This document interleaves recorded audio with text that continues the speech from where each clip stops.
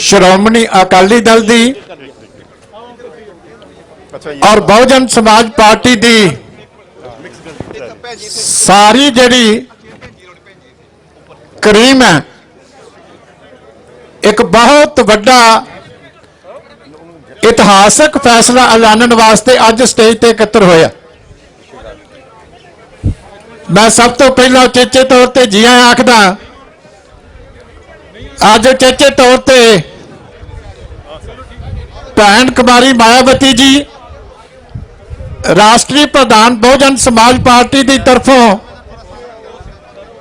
साडे दफ्तर दे विच उचेचे तौर पर पहुंचे मिस्टर सतीश मिश्रा जी जिहड़े कि राज्य सभा दे विच बहुजन समाज पार्टी के पार्टी लीडर भी ने और बहुजन समाज पार्टी के नैशनल जनरल सैकटरी ने, वो अज उचेचे तौर पर पहुंचे हैं। मैं उन्होंने जी आया आखदा।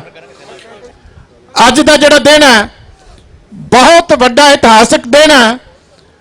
अज तो 25 साल पहला 1996 दे विच उस वेले साडे इसे ही पंजाब की धरती के जमपल साहिब कांशी राम जी ने और श्रोमणी अकाली दल के सरपरस्त सरदार प्रकाश सिंह जी बादल साहब ने वो पंजाब जिहड़ा लंबा समा संताप के विचों निकलिया सी, उहनूं एक बारी फिर विकास ते अमन दीआं लौंगियां ते पाउण वास्ते एक बहुत बड़ा समझौता कीता सी, जिहदे विच साहिब कांशी राम जी आप उस वेले पार्लीमेंट के मैंबर इसे अलायंस के विचों बने सी।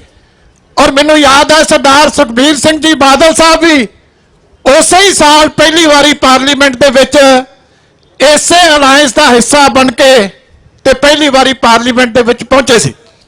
नैशनल जनरल सैकटरी ने उन्हां दा सन्मान बड़े सो निहाल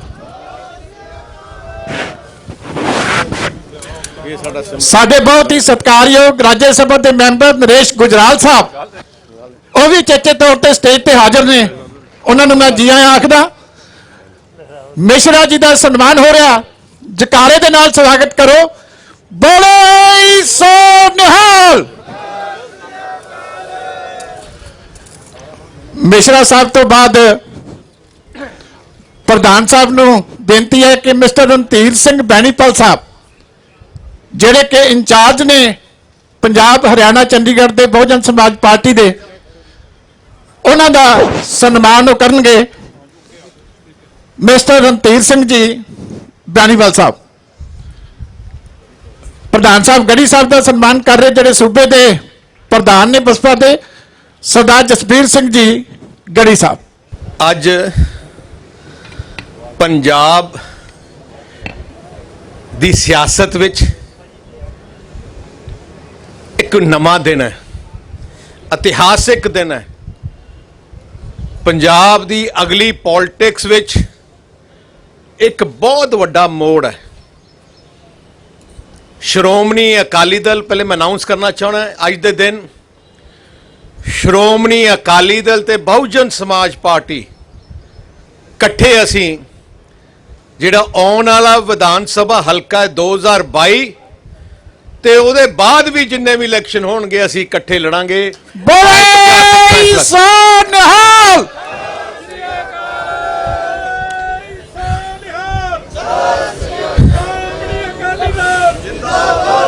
श्रोमणी अकाली दल का जो इतिहास है, मिश्रा जी ने मैं दसना चाहना कि इस साल साडी पार्टी के 100 साल पूरे हो गए।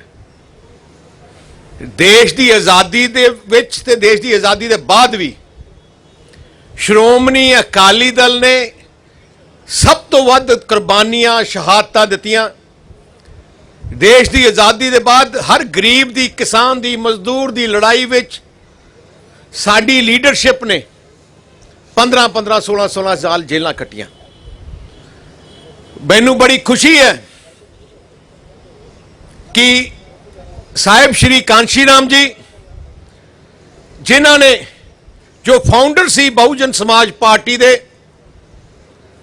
उन्होंने आ जी मूवमेंट है गरीब की मूवमेंट, ਜੋ ਸੈਕਸ਼ਨ ਦਬਾਇਆ ਜਾ ਰਿਹਾ ਸੀ, ਕੁਚਲਿਆ ਜਾ ਰਿਹਾ ਸੀ, ਉਹਨਾਂ ਨੂੰ ਇਕੱਠੇ ਕਰਕੇ ਉਹਨਾਂ ਦੀ ਆਵਾਜ਼ ਬਣ ਕੇ, ਜਿਵੇਂ ਡਾਕਟਰ ਅੰਬੇਡਕਰ ਜੀ ਨੇ ਦੇਸ਼ ਵਿੱਚ ਸੰਵਿਧਾਨ ਬਣਾ ਕੇ ਰਾਈਟਸ ਦਿੱਤੇ, ਉਵੇਂ ਸਾਹਿਬ ਸ਼੍ਰੀ ਕਾਂਸ਼ੀ ਰਾਮ ਜੀ ਨੇ ਪੂਰੇ ਦੇਸ਼ ਵਿੱਚ ਇੱਕ ਐਜੀ ਮੂਵਮੈਂਟ ਖੜੀ ਕੀਤੀ ਜਿਹਨੂੰ ਅਸੀਂ ਸਲਾਮ ਕਰਨਾ ਚਾਹੁੰਦੇ ਹਾਂ।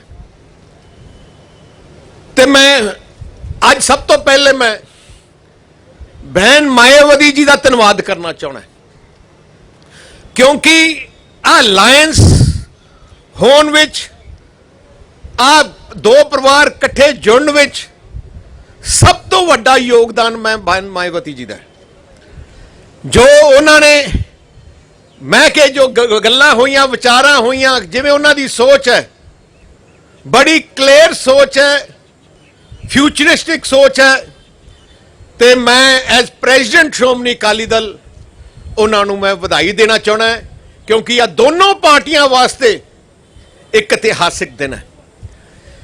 ਦੋਨੋਂ ਪਾਰਟੀਆਂ ਦੀ ਆਈਡੀਓਲੋਜੀ, ਸੋਚ ਇੱਕੋ ਜਿਹੀ ਹੈ। ਦੋਨੋਂ ਪਾਰਟੀਆਂ ਗਰੀਬ, ਕਿਸਾਨ, ਮਜ਼ਦੂਰ, ਜੋ ਜਿਨ੍ਹਾਂ ਲੋਕਾਂ ਨੂੰ ਦਬਿਆ ਜਾਂਦਾ ਸੀ, ਕੁਚਲਿਆ ਜਾਂਦਾ ਸੀ, ਉਹਨਾਂ ਦੀ ਲੜਾਈ, ਉਹਨਾਂ ਦੇ ਹੱਕਾਂ ਦੀ ਲੜਾਈ ਵਾਸਤੇ ਆ ਦੋਨੋਂ ਪਾਰਟੀਆਂ ਲੜਦੀਆਂ ਰਹੀਆਂ। ਸਾਹਿਬ ਪ੍ਰਕਾਸ਼ ਸਿੰਘ ਜੀ ਬਾਦਲ ਜਦੋਂ ਮੁੱਖ ਮੰਤਰੀ ਸੀ, ਉਹਨਾਂ ਦੀ ਇੱਕ ਸੋਚ ਸੀ ਕਿ ਸਾਰੇ ਧਰਮਾਂ ਦੇ ਲੋਕਾਂ ਨੂੰ ਕਾਨਫਰੰਸ ਲੈ ਕੇ ਚੱਲਦੇ ਸੀ, ਤੇ ਜਿੰਨੇ ਵੀ ਸ਼ੁਭ ਦਿਹਾੜੇ ਕਿਸੇ ਵੀ ਧਰਮ ਦਾ ਹੁੰਦਾ, ਸਾਹਿਬ ਪ੍ਰਕਾਸ਼ ਸਿੰਘ ਜੀ ਬਾਦਲ ਆਪ ਬਣਾਉਂਦੇ। ਤੇ ਉਹਨਾਂ ਨੇ ਇੱਕ ਆ ਵੀ ਪਲਾਨ ਕੀਤਾ ਕਿ ਜੋ ਪਵਿੱਤਰ ਸਥਾਨ ਹੈ ਗੁਰੂਆਂ ਦੇ, ਸਾਰੇ ਧਰਮਾਂ ਦੇ, ਉਹਨਾਂ ਨੂੰ ਪੰਜਾਬ ਸਰਕਾਰ ਦੇ ਪੈਸੇ ਤੋਂ ਖਰਚ ਕੇ ਉਹਨਾਂ ਨੇ ਡਿਵੈਲਪ ਕੀਤਾ। ਸਭ ਤੋਂ ਵੱਡਾ ਐਗਜ਼ਾਮਪਲ ਭਗਵਾਨ ਵਾਲਮੀਕੀ ਜੀ ਦਾ ਮੰਦਿਰ ਰਾਮ ਤੀਰਥ, ਜਿਹਨੂੰ ਤਕਰੀਬਨ 300 ਕਰੋੜ ਰੁਪਇਆ ਲਾ ਕੇ ਪੰਜਾਬ ਸਰਕਾਰ ਦਾ ਉਹਨੂੰ ਬਹੁਤ ਖੂਬਸੂਰਤ ਤਰੀਕੇ ਨਾਲ ਡਿਵੈਲਪ ਕੀਤਾ। ਉੱਥੇ ਜਿਹੜੀ ਸੋਨੇ ਦੀ ਮੂਰਤੀ ਵੀ ਲਿਆਂਦੀ ਹੈ, ਬਹੁਤ ਵਧੀਆ ਬਣਾ ਕੇ ਲਿਆਂਦੀ। ਗੁਰੂ ਰਵਿਦਾਸ ਜੀ ਮਹਾਰਾਜ ਦਾ ਪਵਿੱਤਰ ਸਥਾਨ ਕਰਾਲਗੜ੍ਹ, ਉੱਥੇ ਵੀ 200 ਕਰੋੜ ਦਾ ਪ੍ਰੋਜੈਕਟ ਸ਼ੁਰੂ ਕੀਤਾ। ਪਰ ਅਫਸੋਸ ਇਸ ਗੱਲ ਦਾ ਹੈ, ਜਦੋਂ ਦੀ ਕੈਪਟਨ ਸਰਕਾਰ ਆਈ ਹੈ, ਰਾਮ ਤੀਰਥ ਤਰਫ ਵੀ ਧਿਆਨ ਖਤਮ ਹੋ ਗਿਆ ਤੇ ਉੱਥੇ ਬੁਰਾ ਹਾਲ ਹੋ ਗਿਆ। ਤੇ ਕਰਾਲਗੜ੍ਹ ਸਾਹਿਬ, ਗੁਰੂ ਰਵਿਦਾਸ ਜੀ ਮਹਾਰਾਜ ਦਾ ਜੋ ਪਵਿੱਤਰ ਸਥਾਨ ਸੀ, ਉਸ ਸਥਾਨ ਨੂੰ ਡਿਵੈਲਪਮੈਂਟ ਉੱਥੇ ਹੀ ਰੋਕ ਦਿੱਤੀ, ਇੱਕ ਇੱਟ ਨਹੀਂ ਲੱਗੀ। ਰਾਮ ਆਪਣਾ ਦੁਰਗਿਆਨਾ ਮੰਦਿਰ 'ਚ ਵੀ ਉਹਨਾਂ ਨੇ ਬਹੁਤ ਵਧੀਆ ਬਿਊਟੀਫਿਕੇਸ਼ਨ ਕੀਤੀ। ਸੋ ਆਈ ਸੋਚ ਹੈ ਪੰਜਾਬੀਆਂ ਦੀ ਸੋਚ। ਆ ਸਾਰੀ ਸੋਚ ਸਾਡੇ ਗੁਰੂ ਸਾਹਿਬਾਨ ਦੀ ਦੱਸੀ ਹੋਈ ਸੋਚ ਤੇ ਅਸੀਂ ਚੱਲਦੇ ਹਾਂ। ਗੁਰੂ ਸਾਹਿਬਾਨ ਨੇ ਕਿਹਾ, ਜ਼ੁਲਮ ਕਰਨਾ ਪਾਪ ਹੈ, ਜ਼ੁਲਮ ਸਹਿਣਾ ਵੀ ਪਾਪ ਹੈ। ਸੋ ਉਸੇ ਹੀ ਸੋਚ ਤੇ ਸ਼੍ਰੋਮਣੀ ਅਕਾਲੀ ਦਲ ਚੱਲਦੀ ਹੈ, ਤੇ ਉਸੇ ਹੀ ਸੋਚ ਤੇ ਬਹੁਜਨ ਸਮਾਜ ਪਾਰਟੀ ਲੀਡਰਸ਼ਿਪ ਚੱਲਦੀ ਹੈ। ਤੇ ਮੈਨੂੰ ਬੜੀ ਖੁਸ਼ੀ ਹੈ ਕਿ ਜੋ ਰਿਸ਼ਤਾ ਮੇਰੇ ਪਿਤਾ ਸਾਹਿਬ ਪ੍ਰਕਾਸ਼ ਸਿੰਘ ਜੀ ਬਾਦਲ ਨੇ ਬਣਾਇਆ, ਸਾਹਿਬ ਸ਼੍ਰੀ ਕਾਂਸ਼ੀ ਰਾਮ ਜੀ ਨੇ, ਉਹ ਰਿਸ਼ਤਾ ਅੱਜ ਫਿਰ ਤੋਂ ਮੇਰੀ ਅਗਵਾਈ ਥੱਲੇ ਸ਼੍ਰੋਮਣੀ ਅਕਾਲੀ ਦਲ ਔਰ ਬਹਿਨ ਮਾਇਆਵਤੀ ਜੀ ਦੀ ਅਗਵਾਈ ਥੱਲੇ ਬੀਐਸਪੀ ਦਾ ਰਿਸ਼ਤਾ ਫਿਰ ਤੋਂ ਜੁੜ ਗਿਆ। ਤੇ ਆ ਰਿਸ਼ਤਾ, ਸਤਿ ਸ੍ਰੀ ਅਕਾਲ, ਆ ਕੋਈ ਰਿਸ਼ਤਾ ਮੈਂ ਐਲਾਨ ਕਰਨਾ ਚਾਹੁੰਦਾ, ਟੈਂਪਰਰੀ ਰਿਸ਼ਤਾ ਨਹੀਂ। ਸ਼੍ਰੋਮਣੀ ਅਕਾਲੀ ਦਲ ਦੀ ਇੱਕ ਖਾਸੀਅਤ, ਅਸੀਂ ਜ਼ਬਾਨ ਦੇ ਪੱਕੇ ਹੈ, ਜਿਹਦੀ ਬਾਹ ਫੜ ਲਈਏ ਫਿਰ ਜ਼ਿੰਦਗੀ ਭਰ ਸਾਡੀ ਅਸੀਂ ਉਹਦਾ ਨਾਲ ਨਿਭਾਉਣੇ ਆ। ਤੋ ਇਸ ਕਰਕੇ ਮੈਂ ਜਿਹੜਾ ਅੱਜ ਐਲਾਨ ਕਰ ਰਹੇ ਹਾਂ ਕਿ ਅਸੀਂ ਸ਼੍ਰੋਮਣੀ ਅਕਾਲੀ ਦਲ ਬਹੁਜਨ ਸਮਾਜ ਪਾਰਟੀ ਦਾ ਜੋ ਅਲਾਇੰਸ ਹੈ, ਬਹੁਜਨ ਸਮਾਜ ਪਾਰਟੀ 20 ਸੀਟਾਂ ਤੇ ਇਲੈਕਸ਼ਨ ਲੜੂਗੀ ਤੇ ਬਾਕੀ ਸੀਟਾਂ ਤੇ ਸ਼੍ਰੋਮਣੀ ਅਕਾਲੀ ਦਲ ਲੜੂਗਾ। ਜਿਹੜੀਆਂ ਸੀਟਾਂ ਬਹੁਜਨ ਸਮਾਜ ਪਾਰਟੀ ਲੜ ਰਹੀ ਹੈ ਇਸ ਸਮਝੌਤੇ ਤੇ, ਉਹਨਾਂ ਦਾ ਮੈਂ ਅੱਜ ਐਲਾਨ ਕਰਨ ਲੱਗਿਆ। ਪਹਿਲੀ ਸੀਟ ਕਰਤਾਰਪੁਰ ਸਾਹਿਬ ਜਲੰਧਰ ਡਿਸਟ੍ਰਿਕਟ ਵਿੱਚ, ਕਰਤਾਰਪੁਰ। ਦੂਜੀ ਸੇਮ ਜਲੰਧਰ ਵੈਸਟ, ਜਲੰਧਰ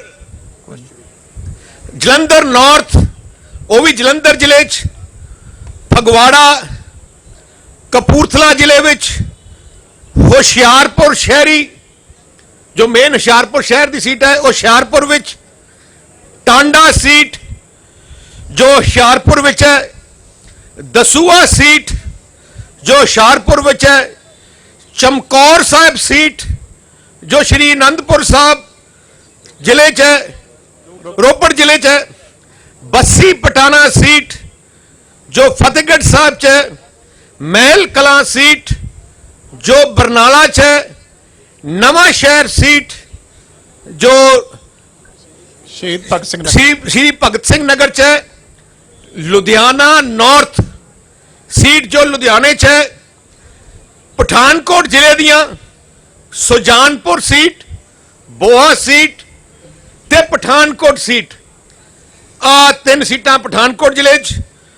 ਫਿਰ ਅਨੰਦਪੁਰ ਸਾਹਿਬ ਦੀ ਸੀਟ ਰੋਪੜ ਜ਼ਿਲ੍ਹੇ 'ਚ, ਮੋਹਾਲੀ ਦੀ ਸੀਟ ਮੋਹਾਲੀ ਜ਼ਿਲ੍ਹੇ 'ਚ, ਅੰਮ੍ਰਿਤਸਰ ਨਾਰਥ ਅੰਮ੍ਰਿਤਸਰ ਜ਼ਿਲ੍ਹੇ 'ਚ, ਅੰਮ੍ਰਿਤਸਰ ਸੈਂਟਰਲ ਅੰਮ੍ਰਿਤਸਰ ਜ਼ਿਲ੍ਹੇ 'ਚ ਤੇ ਪਾਇਲ ਜਿਹੜੀ ਹੈ ਉਹ ਲੁਧਿਆਣਾ ਜ਼ਿਲ੍ਹੇ 'ਚ। ਇਹ ਸੀਟਾਂ ਵਿੱਚ ਮੈਂ ਕਹਿਣਾ ਚਾਹਣਾ, ਮਾਲਵਾ ਵਿੱਚ 7 ਸੀਟਾਂ ਬੀਐਸਪੀ ਲੜੇਗੀ, ਮਾਝਾ ਵਿੱਚ 5 ਸੀਟਾਂ ਬੀਐਸਪੀ ਲੜੇਗੀ ਤੇ ਦੁਆਬਾ ਵਿੱਚ 8 ਸੀਟਾਂ ਬੀਐਸਪੀ ਲੜੇਗੀ। ਸੋ ਅਸੀਂ ਜਲਦੀ ਹੀ ਸ਼੍ਰੋਮਣੀ ਅਕਾਲੀ ਦਲ ਦੀ ਤੇ ਬਹੁਜਨ ਸਮਾਜ ਪਾਰਟੀ ਦੀ ਕੋਆਰਡੀਨੇਸ਼ਨ ਕਮੇਟੀ ਬਣਾਵਾਂਗੇ, ਜਿਹੜੀ ਦੋਨੋਂ ਪਾਰਟੀਆਂ ਦੀ ਕੋਆਰਡੀਨੇਸ਼ਨ ਹਲਕਾ ਵਾਈਜ਼ ਜਾਂ ਜੋ ਵੀ ਪ੍ਰੋਗਰਾਮ ਦੋਨੋਂ ਪਾਰਟੀਆਂ ਨੇ ਕਰਨਾ ਹੈ ਅੱਜ ਦੇ ਬਾਅਦ ਅਸੀਂ ਇਕੱਠੇ ਕਰਾਂਗੇ ਤੇ ਕੋਆਰਡੀਨੇਸ਼ਨ ਨਾਲ ਹਲਕੇ ਵਾਈਜ਼ ਆਪਾਂ ਮੀਟਿੰਗ ਕਰਕੇ ਮਕਸਦ ਇੱਕੋ ਇੱਕ ਹੈ, ਇੱਕ ਹੰਕਾਰੀ ਰਾਜਾ, ਇੱਕ ਲੁਟੇਰੀ ਕਾਂਗਰਸ जिन्हें पंजाब नू तबाह कर दिता है, मिशन इको एक है, पंजाब नू इन्हां लुटेरियां तो बचाना है। आज पंजाब स्टेट में जैसा कि अभी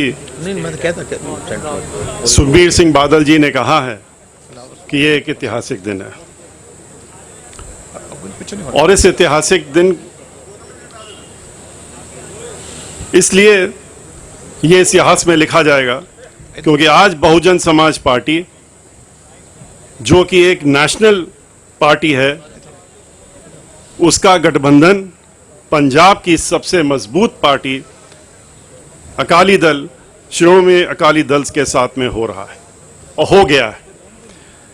ये गठबंधन 25 साल आपस में बिछड़ने के बाद दोबारा हुआ है, और चूंकि ये 25 साल के बाद आपस में मिल रहे हैं, तो जैसा कि अभी सुखबीर जी ने कहा कि ये गठबंधन अब टूटने वाला नहीं है और ये गठबंधन हमारा हमेशा चलता रहेगा।